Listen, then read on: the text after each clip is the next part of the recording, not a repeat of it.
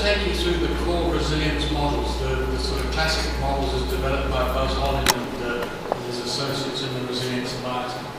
Because understanding these core models and what they mean and how they can be applied is kind of the essence to resilience thinking. So this first one is the adaptive cycle. And I've shown it here in two forms. One is the two-dimensional, which shows the potential and connectedness axes, and the lazy 8, the figure of 8 line on its side, that some of you will be very familiar with, under the 4 different phases. But then over here on the right, I've shown the three-dimensional one, which shows you the relationship between potential and connectedness and resilience. So just very basically, without getting all tied up in what these fancy symbols mean, the alpha and the omega and so on, potential is all about the potential of a system to change. It's all about its social capital, its ecological capital, financial capital, will capital, and so on. So a system with high potential is going to tend to be very resilient, but it can be over resilient. And then connectedness is all about the connections between the different parts within the system. So it's the interconnections between the different parts. So think in terms of food webs. Think in terms of factories, manufacturing material, and their suppliers and their distributors. Think in terms of communities of people living in villages and towns, and the relationships that exist between them. Or think about a family, an extended family, and the relationships between them. That's all about regulation within a system. Then these little red dots, these are the interesting things. They represent 2 points where systems get stuck or stop working. So they're symptoms of maladaptation. A healthy system, a resilient system, will go through this cycle of exploitation, conservation, release and reorganization. And it will do it constantly. One of the things to note about the release and the conservation phase, this is also known as the collapse phase. It happens very quickly. In social systems, one of the things that you need to manage a release phase is strong leadership and the ability to pull the elements of the system together to get it up and running again. Or, in this reorganization phase, innovations and things to reintroduce or introduce to the system so that you can start your exploitation phase with the purpose of designing a completely different system. So exploitation growth, long, slow events, release and reorganization are relatively rapid. But when you get over here, this red dot at the top represents a rigid system. It's over-connected. Everything is locked up. It's a system that can't change when it needs to change. A good example of that kind of system are government bureaucracies. They tend to be very rigid. So what happens to very rigid systems when they collapse? Is that the collapse is a lot more abrupt, catches people, a lot more people by surprise. Really smart people, and businesses are very good at that, they stop the system going to that late K rigidity phase. They deliberately reorganize the system. Very large corporations are not very good at it, but small and medium-sized corporations are smart, are very good at reinventing themselves according to changes in the environment within which they're located. And then down here we've got these, a poverty trap. And that's what happens if the system is unable to reorganize after collapse. Parts of the system tend to dissipate and get taken up by other systems. And the system that you had ceases to exist. So this is an ecological example of that. This is that same cycle: reorganization, organization, exploitation, that's that adaptive cycle. We've just rendered it in its simplest form possible, as an example. This is the second model. It's the panicky, and it represents how different systems are nested one within the other. This particular model doesn't really, or this particular picture doesn't really show the nesting, but it emphasizes the main points that you have small subsystems that tend to operate quite quickly over fairly small scales. Then you have these middle-level systems, and for the sake of argument, we will call that the system of focal interest to management. So the system of interest to management is this central system, and it contains a whole range of different subsystems within it.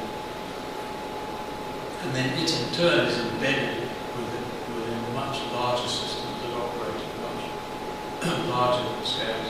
These are the large and generally slow changing systems. And these systems interact with each other. And in Holling's language, small fast systems tend to revolt, or they try and create change in the system above. So this is where the evolutionary aspect comes in. Change comes from below. Small fast systems will exploit opportunities that arise in the system above them, or the system within which they're embedded, to bring about evolutionary change in the system. Whereas these large, slow systems provide the long-term environmental stability. So they resist change. In Holling's word, their function is to tell the lower systems to remember that you're a part of something much larger, and though you may not change.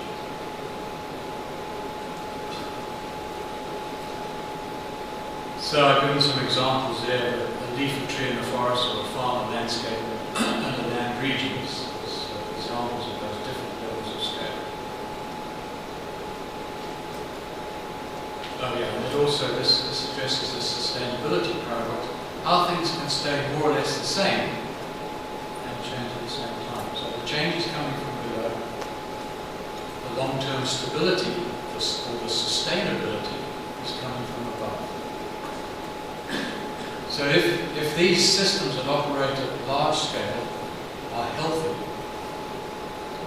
the environment is going to remain stable. And whatever it is that you're doing with the environment, the chances are that it will be sustainable over a period of time. But if human activity, for an example, starts to erode the resilience of these large-scale systems, then we're looking for trouble. So things like industrialized farming, which in essence is it's an extractive industry which is depleting the regenerative capacity of soil. So in this case, soil will be a slow variable. And if we deplete its regenerative capacity, we're looking for trouble. Climate stability is the big one. It's the biggest of all. It operates globally, and we've changed the way climate works. So we've created global instability, and that's why we need to be really good as small and fast systems to come up with new ideas to exploit the opportunities that will arise as a consequence of climate change. We need to be really fast on our feet and adapt.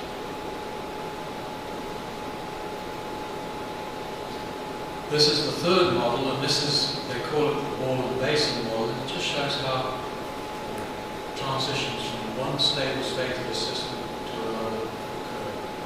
In engineering resilience, there is only one stable state. In ecological resilience, there may be many stable states.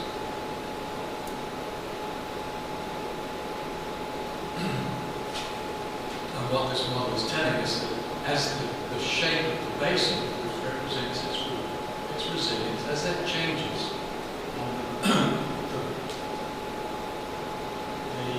it becomes more likely that the ball will shift from its existing basin of attraction, or its existing stable state, get pushed over into an alternative state by the storms. And it's understanding where these thresholds are and understanding how to manage them that is the essence of resilience management. We'll go into that in a little more its heart, resilience management and resilience, the application of resilience science is about understanding thresholds and learning how to manage them.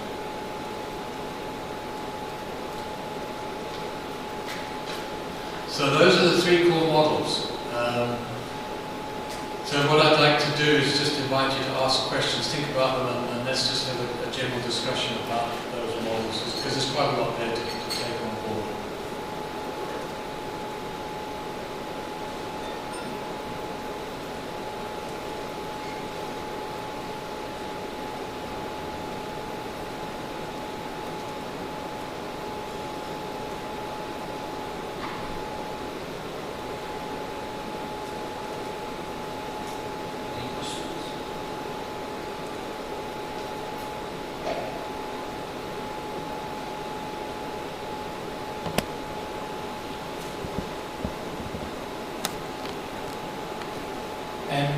Would you mind explaining again what's meant by the term release?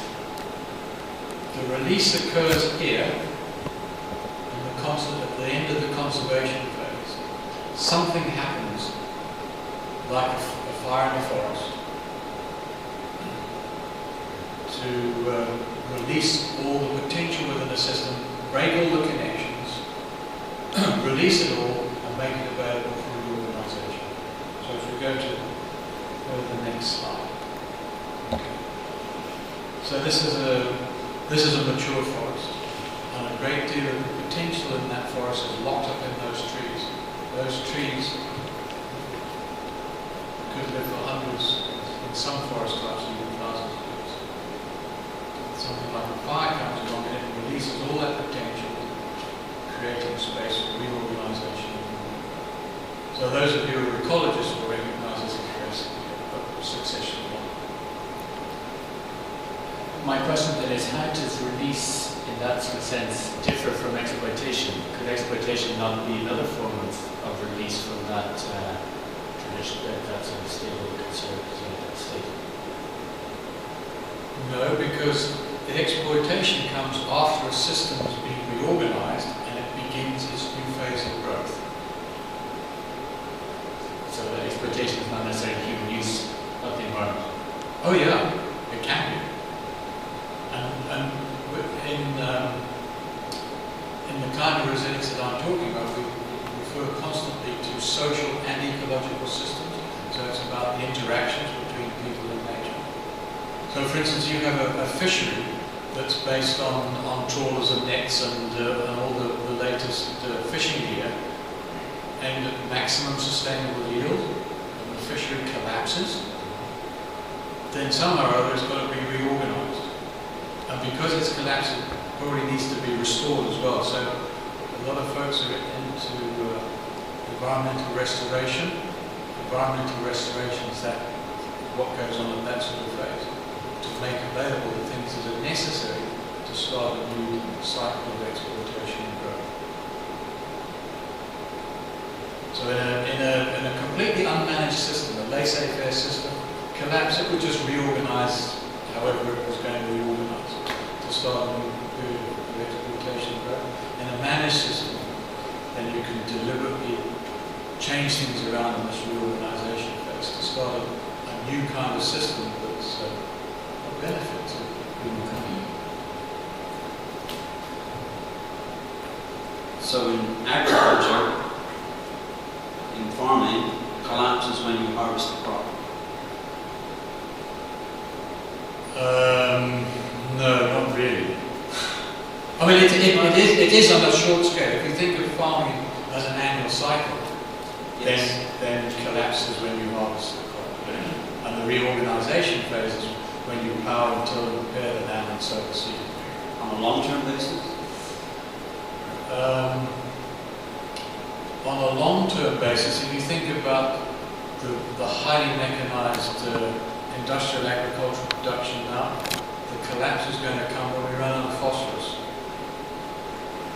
Or it's going to come because of climate change impacts. Because a lot of these highly industrialized systems, they operate on extremely narrow margins. Most of the farmers borrow money from the banks. If they're lucky, they've got crop insurance that will carry them through 1 year. If they're really lucky, they might have something to carry them through 2 years. 3 years, chances are that they will not be able to get going unless they completely restructure the system. And then, if you think about that kind of example, at a small scale, at a farm scale, the individual farmer may not have the capital he needs to reboot his system. And I'm talking about all the capital. So that's where the operation within a bigger system here comes in handy. If you're a subsystem within a very stable, larger system, and you collapse and you want to renew, then you can go to the bank and get the money, and you can go to this place to get the seed, and that place to get ideas about how to restore your soil and so on. But if the larger system within which you've operated is collapsed, then you've really got to think hard about how am I going to rebuild the system, because it's going to be based on the resources available to you.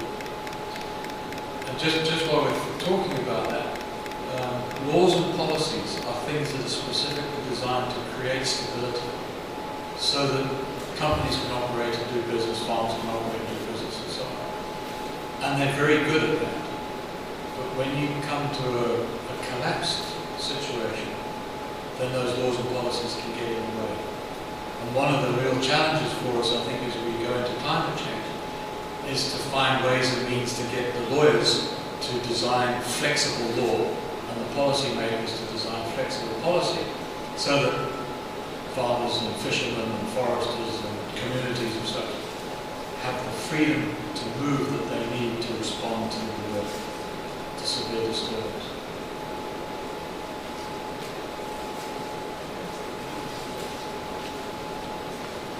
Hi, just another question.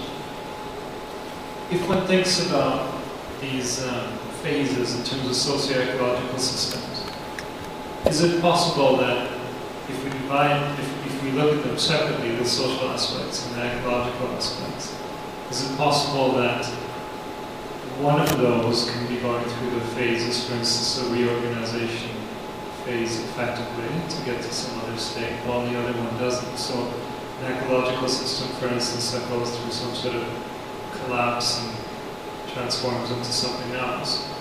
But let's say there's a social system like a culture or something attached to that, and that culture actually goes extinct as a result, like the people are just gone. So, so in that case, is there value in looking at the social aspects and the ecological aspects separately? Or do we always just say, well, everything's linked, and hence any of these transformations must be linked together? No, in the assessment, we bring them together, but we may consider them as quite separate things, and then look at the roles of the different actors, the human actors within the system, and how they're affecting it in one way or another. And part of the assessment process looks very specifically at governance issues, and what are the rules, the institutions that drive the system, and either inhibit change or enable change. And it may well be, just as you described, you've got an ecological system that's in one phase, and a human system that's in another, and they're out of sync.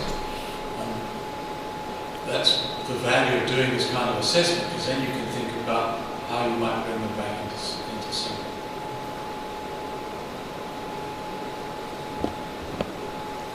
I have a quick question about the wall and the basin model. So I think you said that resilience is kind of resisting the wall coming out of the basin. But if it comes out of the basin and kind of goes into the basin that's similar, or that kind of serves similar functions, or I don't know, to talk about an ecosystem service, so it delivers very similar ecosystem services, is that still resilient even if it's changed state, but it's still kind of the same as the productive system? If you're going to change the state of the system, you need to be introducing new elements and reshuffling the relationships between the elements in the system in a fairly major way. A lot of what people are thinking about in terms of resilience isn't about those kinds of major shifts. A lot of it is more about engineering resilience, and we'll make a small adjustment here, we'll make a small adjustment here, but we'll continue to aim for optimization of yield of whatever goods and services that are desirable. Does that answer your question? So,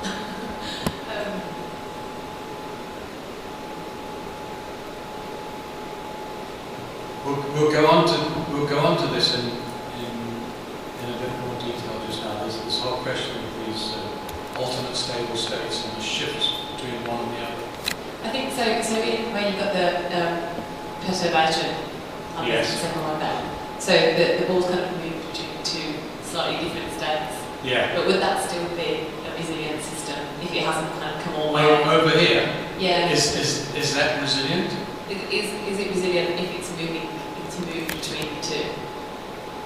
Well, this is really the essence. This particular model here shows a system that has two clearly defined alternate stable states, and then this region here on this dotted line where it's sort of a bit between the two. And a system like that is going to be sort of wobbling or exhibiting a great deal of variability. But here, it's